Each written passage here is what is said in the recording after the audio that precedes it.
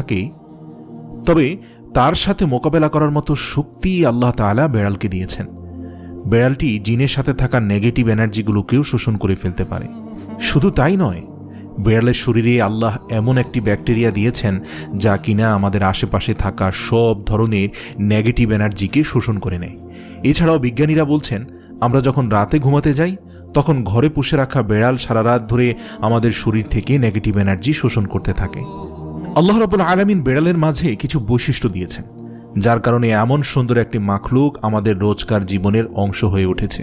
রাসূল সাল্লাল্লাহু আলাইহি সাল্লাম বেড়াল পছন্দ করতেন এবং বেড়াল পালন করার কারণে তিনি তার এক প্রিয় সাহাবীর ছদ্মনাম দিয়েছেন আবু হুরায়রা, যার শাব্দিক অর্থ দাঁড়ায় বেড়ালের পিতা।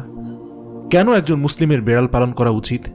গবেষণা করে জানতে পারা যায়, আজ থেকে ৮,০০০ বছর পূর্বে জঙ্গলের বেড়ালরা খাবারের খোঁজে জনবসতিতে আসতে শুরু করে।